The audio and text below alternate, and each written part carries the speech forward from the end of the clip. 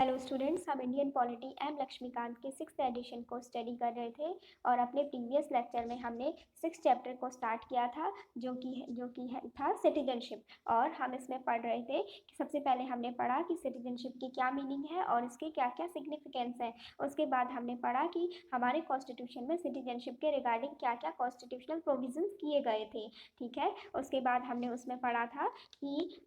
जो भी इसमें हमने 4 कैटेगरीज पढ़ी थी कि ये जो है कॉन्स्टिट्यूशनल प्रोविजंस हमारे हमारे कॉन्स्टिट्यूशन में जो कि 26 जनवरी 1950 को इलेक्ट हुआ था, अब उस टाइम पर किए गए थे। और उसके बाद उसमें एडिशन किए गए उन प्रोविजंस में और ये बताया गया कि ऐसा कोई भी इंडियन पर्सन जिसको कि इंडिया की सिटीजनशिप दी गई हो, लेकिन वो क्या करता हो कि किसी फॉरेन स्टेट की सिटीजनशिप को अगर अपनी इच्छा से क्या करता हो एक्वायर करेगा, तो जो उसकी इंडियन सिटीजनशिप है उसको क्या कर दिया जाएगा, टर्मिनेट कर दिया जाएगा, उसको समाप्त कर दिया जाएगा। और इसमें ये बताया गया था कि जो भी पर्सन जिसके पास भी क्या है, जिसे भी इंडियन सिटीजनशिप चाहिए, तो उसको क्या करना होगा, पार्लियामेंट के द्वारा बनाए गए लॉज को फॉलो करना होगा। और इसमें हमने ये पढ़ा कि पार्लियामेंट जो है वो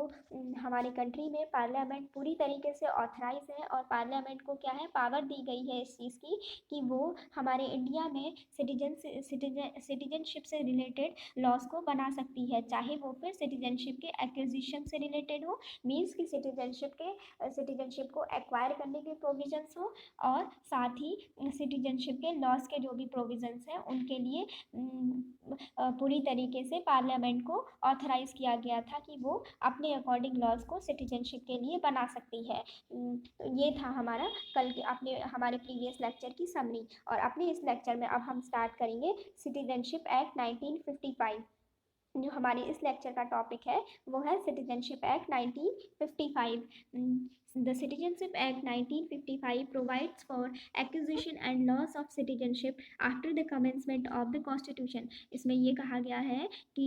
जो ये सिटीजनशिप एक्ट ऑफ 1955 था, ये हमारे कॉन्स्टिट्यूशन के इनेक्ट होने के बाद से क्या करता है कि हमारे सिटीजनशिप में जो भी कि ऐसे प्रोविजंस के जिसके थ्रू सिटीजनशिप को एक्वायर किया जा सकता है हमारी कंट्री में, और साथ ही ऐसे प्रोविजन जिसके थ्रू क्या है हमारी कंट्री में सिटीजनशिप का लॉस हो जाएगा, वो सभी प्रोविजंस इस सिटीजनशिप एक्ट ऑफ 1955 में उसके सारे प्रोविजंस इंक्लूड किए गए हैं। बट दिस प्रोविजन वॉज, इसके बाद ये बताया गया है कि originally the citizenship act 1955 also provided for the Commonwealth citizenship. क्या था कि स्टार्टिंग में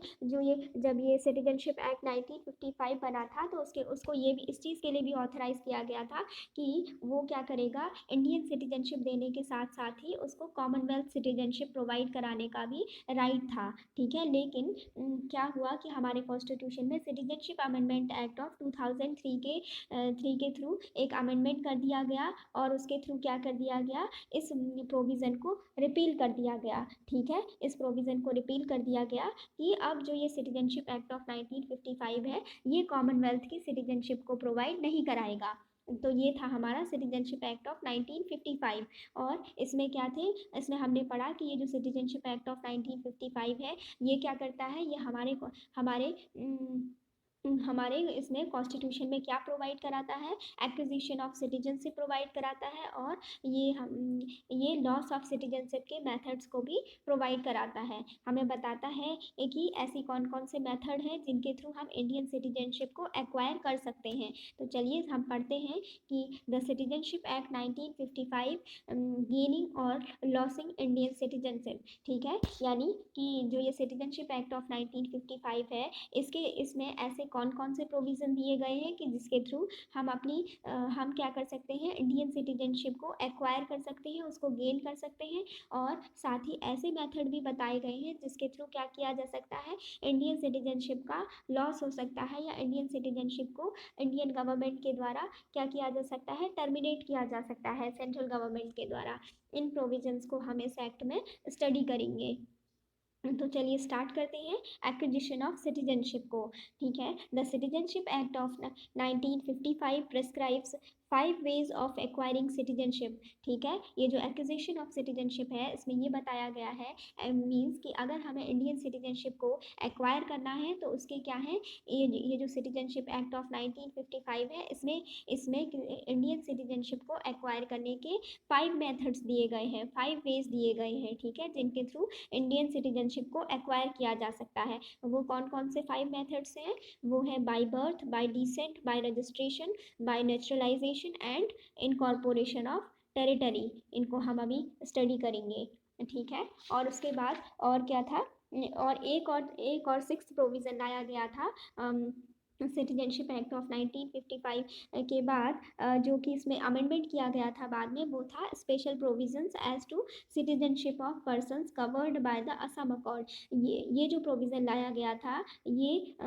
सिटीजनशिप अमेंडमेंट एक्ट ऑफ 1985 के थ्रू ऐड किया गया था इस प्रोविज़न को। ठीक है, और ये जो मैंने अभी जो ये 5 वेज बताए ये थे द सिटीजनशिप एक्ट ऑफ 1955 को गेन करने के या एक्वायर करने के मेथड। इसमें क्या क्या बताया मैंने? इसमें नंबर 1 था बाय बर्थ, बर्थ के through, number 2 by descent, number 3 by registration, number 4 by naturalisation और number 5 by incorporation of territory. ये इसके मेथड थे। ठीक है, जो कि हमें दिए गए थे कि जिसके थ्रू हम इंडियन सिटीजनशिप को एक्वायर कर सकते थे through with the help of citizenship act of 1955।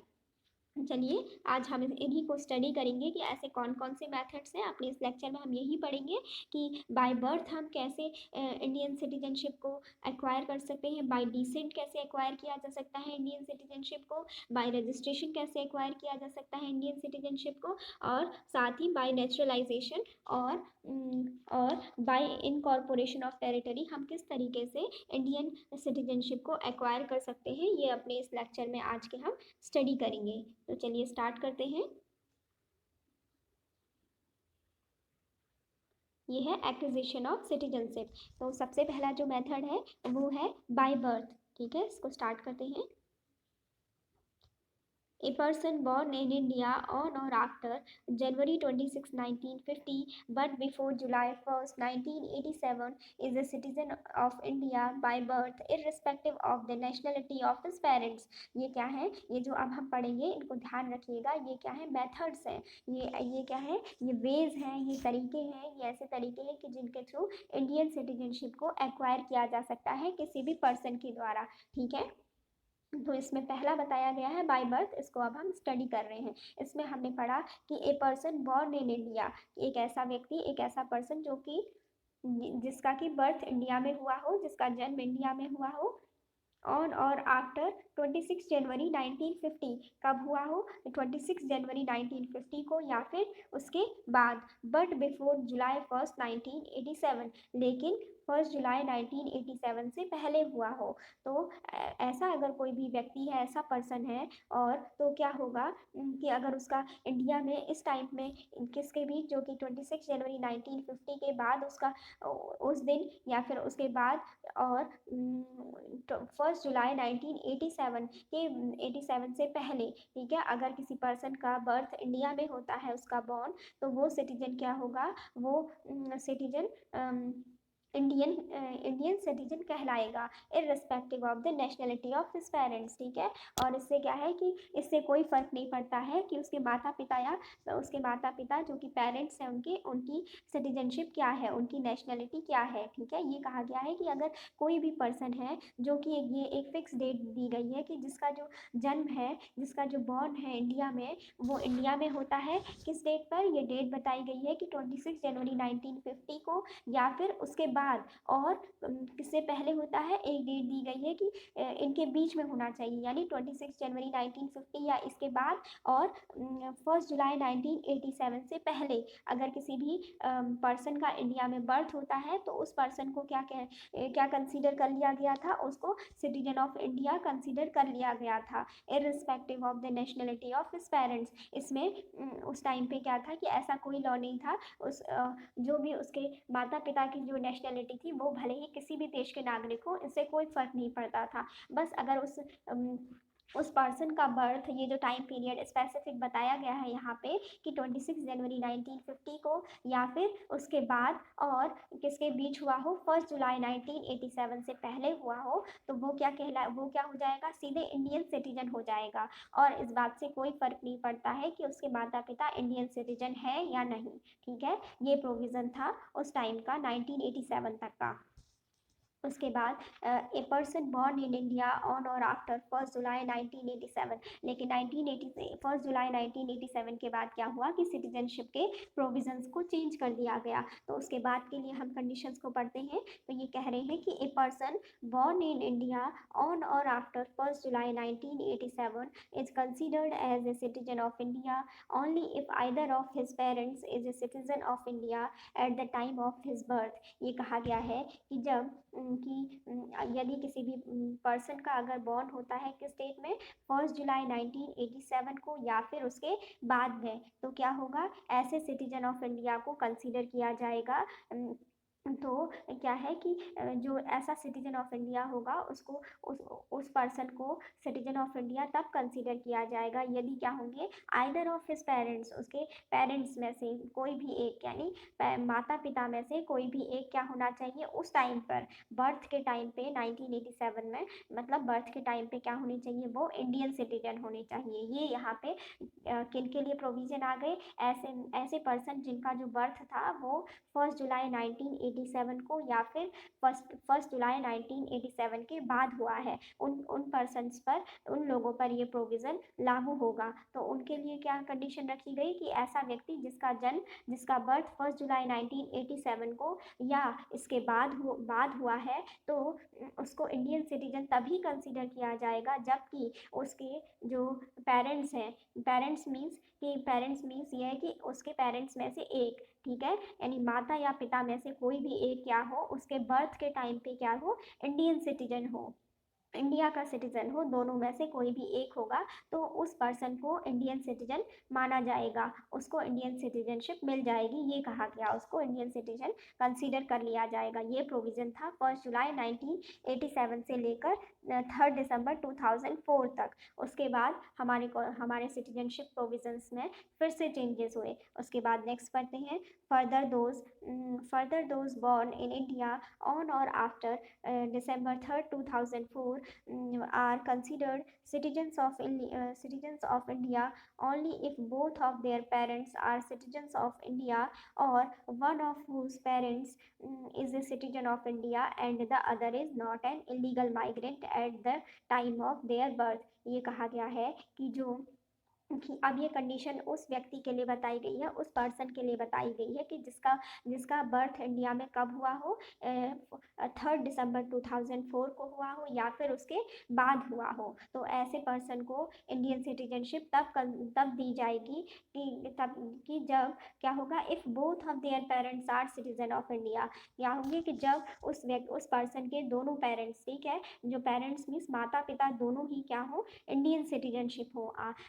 Both of their parents are citizens of India, यानी जो पेरेंट्स हैं, अभिभावक हैं, उनमें माता और पिता दोनों ही क्या हो, इंडिया के सिटीजन हो, और one of whose parents is it citizen of India and the other is not an illegal migrant at the time of their birth. और ये कहा गया कि एक तो पहली कंडीशन तो ये कह दी कि दोनों ही पेरेंट्स क्या होने चाहिए, माता पिता दोनों ही इंडिया के सिटीजन होने चाहिए, और या फिर बताया दूसरी कंडीशन ये बताई गई कि वन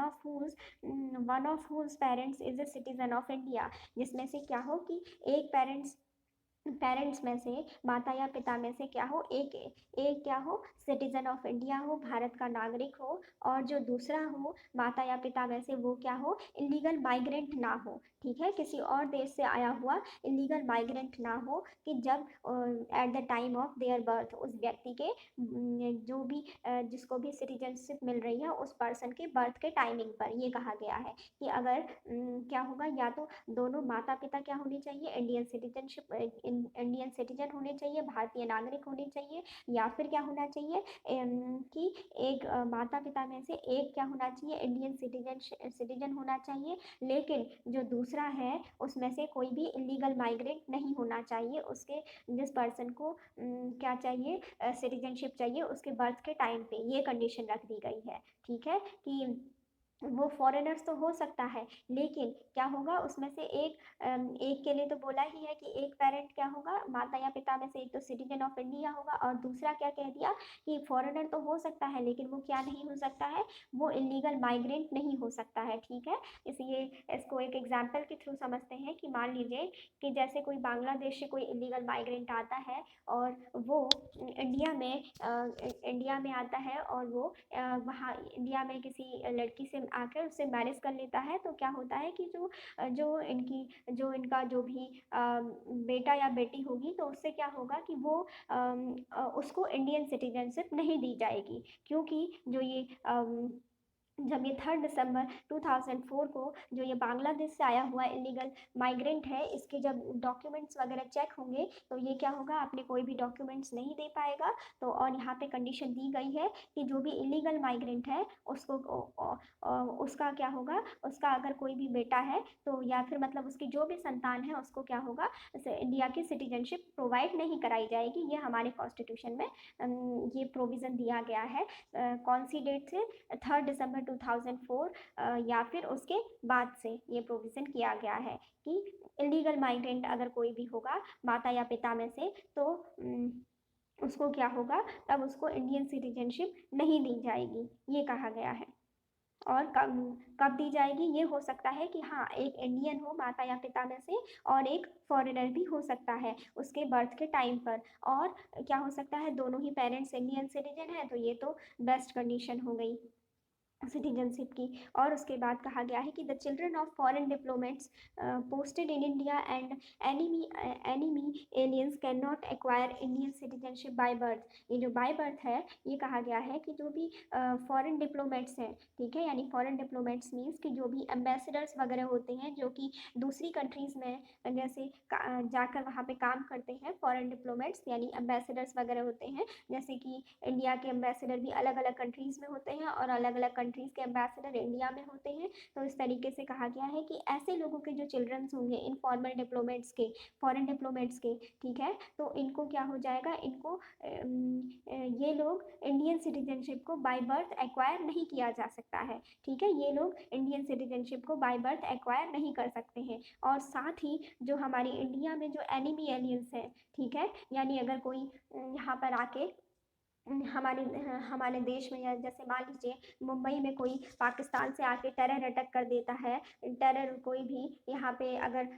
कोई भी मतलब कोई भी विस्फोट वगैरह कर देता है, तो उससे क्या है कि उसके जो भी उसको कोई भी सिटीजनशिप को बाय बर्थ उसको एक्वायर नहीं करने दिया जाएगा, ये कहा गया है। ठीक है, जो भी एनिमी एलियंस हैं उनके चिल्ड्रंस को भी, उनके चिल्ड्रन को यानी उनके बच्चों को भी यहाँ पे क्या होगा, इंडियन सिटीजनशिप बाय बर्थ नहीं दी जा सकती है, उसका कोई प्रोविज़न नहीं है, ये बताया है। एक तो फॉरेन डिप्लोमेट्स, ठीक है, जो भी क्या होते हैं कि जैसे कि एम्बेसडर्स वगैरह होते हैं जो कि होते फॉरेन्स के हैं, यानी जो इंडिया के नागरिक नहीं होते हैं, ठीक है, लेकिन वो दूसरी कंट्रीज़ में उनको वहाँ पर अपनी उनका क्या होता है, एम्बेसीज वगैरह में उनका वर्क होता है, तो उनकी पोस्ट होती है, इस वजह से वहाँ पर वो अपना रहते हैं, लेकिन उनके चिल्ड्रन के लिए कोई भी प्रोविज़न नहीं है कि बाय बर्थ का, ठीक है, बाय बर्थ वो इंडिया की सिटीजनशिप नहीं ले सकते हैं। और साथ ही जो एनिमी एलियंस हैं वो भी, उनके बच्चे भी क्या है, वो इंडियन सिटीजनशिप को बाय बर्थ एक्वायर नहीं कर सकते हैं। ये इसमें हमने पढ़ा। हमने बाय बर्थ में क्या पढ़ा, सबसे पहले ये पढ़ा कि जो भी इंडिया में कोई भी पर्सन अगर 26 जनवरी 1950 को या फिर उसके बाद उसका जन्म होता है, लेकिन उसके लिए कंडीशन रख देगी 1 जुलाई 1987 से पहले उसका बर्थ हुआ हो, तो वो इंडिया का सिटीज़न कंसीडर किया जाएगा। ठीक है, उसको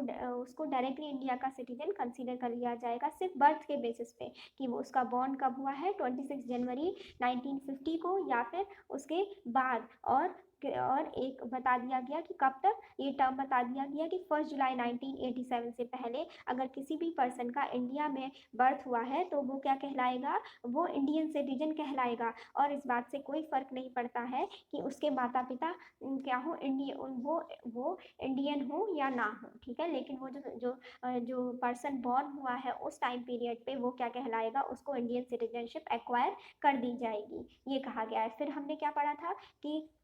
उसके बाद हमने देखा था कि जो 1 जुलाई 1987 या फिर उसके बाद अगर किसी भी पर्सन का बर्थ इंडिया में होता है तो उसके लिए क्या प्रोविज़न दिए गए थे, कि उसके लिए ये था कि ऐसे व्यक्ति को इंडिया का सिटीज़न तब कंसीडर किया जाएगा जब उसके क्या हो कि उसके पेरेंट्स में से कोई भी एक, ठीक है, माता पिता में से कोई भी एक इंडिया का सिटीज़न हो उसके बर्थ के टाइम पे, तो उसको क्या मिल जाएगी, इंडियन सिटीजनशिप मिल जाएगी उस पर्सन को, ठीक है, जिसका जो बर्थ है वो कब हुआ है, 1 जुलाई 1987 को या फिर उसके बाद हुआ है। और कौन सी डेट से पहले हुआ है, 3 दिसंबर 2004 से पहले हुआ है। और उसके बाद क्या हुआ कि फिर से हमारे जो ये सिटीजनशिप एक्ट 1955 था, इसमें फिर से प्रोविजंस में चेंज कर दिया गया कि अब जो ये 3 दिसंबर 2004 और उसके बाद की जो डेट है, इसके बाद अगर किसी भी पर्सन का इंडिया में बॉर्न होता है, किसी भी पर्सन का इंडिया में बर्थ होता है, तो अब उस पर्सन को इंडिया का सिटीजन तभी कंसीडर किया जाएगा जब उसके दोनों पेरेंट्स क्या होंगे, इंडियन सिटीजन होंगे, या फिर क्या होगा कि दोनों पेरेंट्स में से कोई भी क्या होगा, कोई भी एक क्या होगा, एक पेरेंट, माता या पिता क्या होगा, सिटीजन ऑफ इंडिया होगा, लेकिन जो दूसरा पेरेंट है वो क्या होना चाहिए, इलीगल माइग्रेंट नहीं होना चाहिए eight the time of their birth, जबकि उस पर्सन का बर्थ हुआ हो, उसकी बर्थ के टाइम पे क्या होना चाहिए, ये हो सकता है कि एक सिटीजन इंडिया का हो लेकिन उसमें पेरेंट्स में माता या पिता एक क्या हो, इंडिया का हो, लेकिन अगर दूसरा क्या होना चाहिए, वो इलीगल माइग्रेंट नहीं होना चाहिए, ठीक है, वो क्या होना चाहिए, इलीगल माइग्रेंट नहीं होना चाहिए, जबकि उसका बर्थ हुआ हो, किसी उस पर्सन के बर्थ के टाइम पे उसके माता या पिता में से कोई भी इलीगल माइग्रेंट नहीं होना चाहिए, ये कंडीशन दी गई है। उसके बाद हमने इसमें लास्ट में ये पढ़ा कि जो भी फॉरेन डिप्लोमेट्स होते हैं, उनके जो भी बच्चे होते हैं, जो भी हमारी इंडिया में पोस्टेड हैं, फॉरेन डिप्लोमेट्स जो हमारी इंडिया में पोस्टेड हैं, तो उनके जो बच्चे हैं उनको क्या है, बाय बर्थ जो है इंडियन सिटीजनशिप प्रोवाइड नहीं कराई जाती है। और साथ ही जो एनिमी एलियंस हैं इंडिया में, उनके चिल्ड्रन को भी हमारे कॉन्स्टिट्यूशन में जो ये सिटीजनशिप एक्ट ऑफ 1955 था, इसके थ्रू बाय बर्थ जो है सिटीजनशिप एक्वायर करने का कोई प्रोविज़न नहीं है। उसके बाद सिटीजनशिप एक्विजिशन का जो दूसरा मेथड है वो है बाय डिसेंट, ठीक है, सिटीजनशिप को एक्वायर करने का, इंडियन सिटीजनशिप को एक्वायर करने का जो दूसरा मेथड है वो है बाय डिसेंट। इसको पढ़ते हैं, ए person born outside India on or after जनवरी 26, 1950, ठीक है, एक ऐसा पर्सन जिसका बर्थ हुआ हो कब हुआ हो, 26 जनवरी 1950 को या फिर उसके बाद, और कहाँ हुआ हो उस पर्सन, अगर किसी पर्सन का जो बर्थ है वो आउटसाइड इंडिया हुआ हो, यानी इंडिया से बाहर हुआ हो, बट बिफोर December 10, 1992, और किस बीच में हुआ हो, ये टाइम फ्रेमिंग दी गई है कि उसका जो बर्थ हुआ हो उस पर्सन का इंडिया, आउटसाइड इंडिया हुआ हो, और जो टाइम फ्रेम दिया है वो दिया है कि या तो 26 जनवरी 1950 को हुआ हो या फिर इसके बाद हुआ हो, और लेकिन किससे पहले हुआ हो, 10 दिसंबर 1992 से पहले हुआ हो। तो वो जो सिटीजन होगा, वो जो पर्सन होगा, उसको क्या होगा कि उसको क्या कर दिया जाएगा, इंडिया की सिटीजनशिप दे दी जाएगी बाय डिसेंट, यदि क्या होगा, if his father was a citizen of India at the time of his birth, अगर क्या हो उस टाइम पे उसके अगर उसके जन्म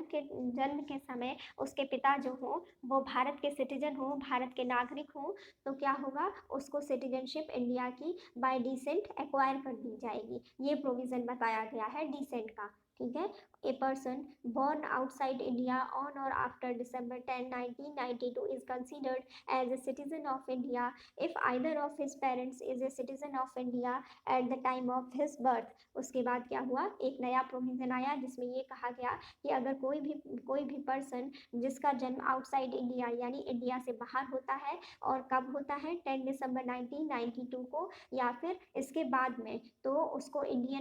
उसको कंसीडर किया जाएगा citizen of India if either of, अगर उसके क्या हो पेरेंट्स में से, उसके माता पिता में से कोई भी एक क्या हो इंडियन सिटीजन हो उसके उसके बर्थ के टाइम पर, तो उसको क्या कर दिया जाएगा, इंडियन जो सिटीजनशिप है वो बाय डिसेंट दे दी जाएगी, एक्वायर कर दी जाएगी। उसके बाद नेक्स्ट पढ़ते हैं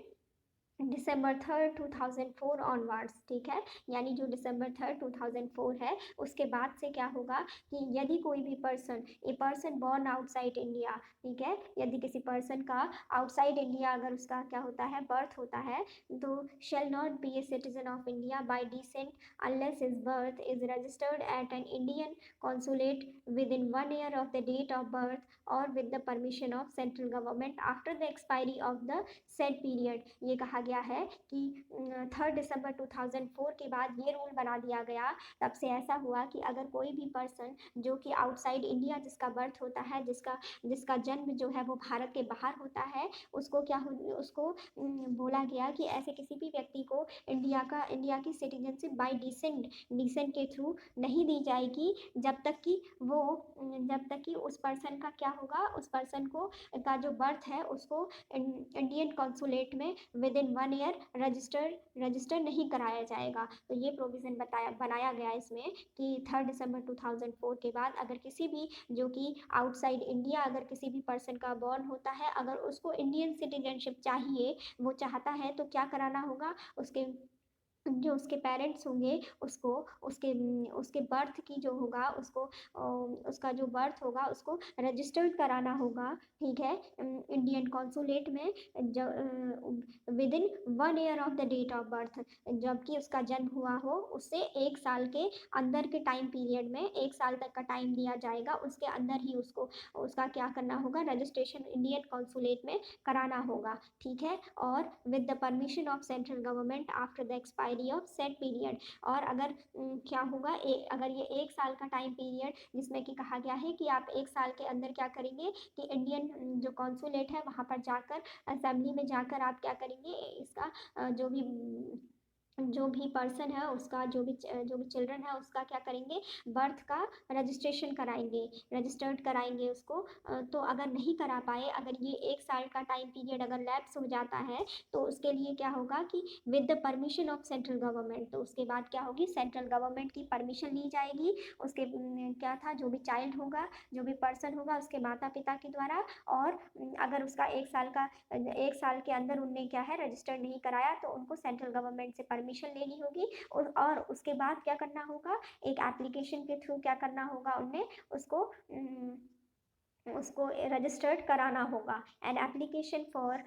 registration of the birth of A minor child, ये कहा गया है कि एक एप्लीकेशन लिखनी होगी, एक एप्लीकेशन देनी होगी for the registration of the birth of minor child, जो कि एक माइनर चाइल्ड होगा। माइनर चाइल्ड मीन्स जिसकी जो एज है वो 18 ईयर्स से कम होती है, उसे माइनर कहते हैं, ठीक है। तो इसके लिए कहा गया कि जो माता पिता होंगे वो क्या करेंगे, एक एप्लीकेशन देंगे उस माइनर चाइल्ड की बर्थ के रजिस्ट्रेशन के लिए, कहाँ पर, इंडियन कॉन्सुलेट में, ठीक है, इंडियन कॉन्सुलेट में, shall be accompanied by an undertaking in writing from the parents of such minor child that he or she does not hold the passport of another country. और क्या होगा कि एक application लिख के देनी होगी, ये बताया गया है इसमें कि फॉर द उस माइनर चाइल्ड के बर्थ के रजिस्ट्रेशन को कराने के लिए, और इंडियन कॉन्सुलेट में क्या करना होगा, उस माइनर चाइल्ड के माता पिता को एक लिखित में क्या होगा, इन राइटिंग्स में क्या होगा, लिखित रूप से एक अंडरटेकिंग्स देनी होगी कि जो ये हमारा जो माइनर चाइल्ड है इसके पास क्या है, किसी भी अनदर कंट्री का कोई भी पासपोर्ट नहीं है, ठीक है, ये बताना होगा। ही or she does not hold the passport of another country. ये किसके द्वारा किया जाता है, ये माइनर के माता पिता के द्वारा, पेरेंट्स के द्वारा एक एप्लीकेशन लिखी जाती है, पहले तो इंडियन कॉन्सुलेट में जाकर रजिस्ट्रेशन किया जाता है उस माइनर चाइल्ड के बर्थ का, और एक एप्लीकेशन रिटर्न में दी जाती है एज अंडरटेकिंग्स के रूप में, कि उसके पेरेंट्स के द्वारा लिखकर, कि जिसमें लिखा होता है कि जो भी ये माइनर चाइल्ड है उसके पास क्या है, किसी भी अनदर कंट्री का पासपोर्ट नहीं है। ठीक है, तो उसको बाय डिसेंट इंडिया की जो है सिटीजनशिप दे दी जाती है। Further, a minor who is a citizen of India by virtue of descent and is also a citizen of any other country shall cease to be a citizen of India if he does not renounce the citizenship or nationality of another country within 6 months of his attaining full age। इसमें ये कहा गया है कि अगर जो ये minor होता है, minor who is a citizen of India, जो कि इंडिया का सिटीजन होता है और जिसको क्या है बाय डिसेंट के थ्रू उसको इंडियन सिटीजनशिप दी जाती है। अगर उसके क्या होने पर, अगर उसके जबकि वो क्या हो जाता है, फुल एज का हो जाता है, मीन्स कि जब वो 18 ईयर्स का हो जाता है तो क्या होता है, अगर वो इंडियन सिटीजनशिप के साथ साथ किसी दूसरी कंट्री की सिटीजनशिप को भी एक्वायर करता है, उसको भी लेता है, तो क्या होगा कि अगर वो उसको क्या होगा कि उसको 6 महीने का टाइम पीरियड दिया जाएगा कि उसको इस चीज़ को क्या करना होगा, डिसाइड करना होगा कि वो उस अनदर कंट्री की सिटीजनशिप को एक्वायर करेगा या फिर वो इंडियन सिटीजनशिप को एक्वायर करेगा। अगर उसने अपने मेजर होने के, यानी अगर उसको 18 ईयर्स कंप्लीट हो जाए और उसके बाद क्या है कि वो दोनों कंट्रीज़ की अगर सिटीजनशिप उसके पास, उसको ऐसे उसको एडवांटेज मिलते हैं कि वो दोनों क्या है, दो कंट्रीज़ की सिटीजनशिप को एक्वायर करने का उसको वो मिलता है, एडवांटेज मिलता है, तो उसको डिसाइड करना होगा कि उसको किस एक कंट्री की सिटीजनशिप एक्वायर करनी है, और ऐसा करने के लिए उसे 6 मंथ का टाइम दिया जाएगा। और अगर उस 6 मंथ में उसे डिसाइड करना होगा कि उसे आइदर उस अनदर कंट्री की सिटीजनशिप चाहिए या फिर उसे इंडियन सिटीजनशिप चाहिए। अगर वो ऐसा नहीं करता है, अगर वो दो सिटीजनशिप को रखता है मेजर होने के बाद वो पर्सन, तो क्या किया जाएगा, उसकी जो इंडियन सिटीजनशिप थी उसको सीज कर दिया जाएगा। ठीक है, उसको सिटीजन ऑफ इंडिया से उसको टर्मिनेट कर दिया जाएगा, उसकी सिटीजनशिप को टर्मिनेट कर दिया जाएगा, उसको समाप्त कर दिया जाएगा। तो ये हमने अपने इस लेक्चर में दूसरा मेथड पढ़ा हमारा, जिसमें कि था बाय डिसेंट हम कैसे किसी भी पर्सन को इंडियन सिटीजनशिप एक्वायर करा सकते हैं। ठीक है, और इसका जो थर्ड मेथड है वो है बाय रजिस्ट्रेशन। ठीक है, बाय रजिस्ट्रेशन। तो स्टूडेंट्स अपने इस लेक्चर में यहीं तक रखते हैं, और नेक्स्ट लेक्चर में हम ये अपना जो बाय रजिस्ट्रेशन के थ्रू जो है वो हमारा जो एक्विजिशन ऑफ सिटीजनशिप है, इसको हम अपने नेक्स्ट लेक्चर में कंटिन्यू करेंगे। तो आई होप कि आपको ये दोनों मेथड समझ में आए हो, बाय बर्थ और बाय डिसेंट, और जो ये बाकी के जो बचे हुए हैं इनको हम नेक्स्ट लेक्चर में कंटिन्यू करेंगे। और अगर लेक्चर अच्छा लगे तो वीडियो को लाइक करें, सब्सक्राइब करें चैनल को, and thanks for watching।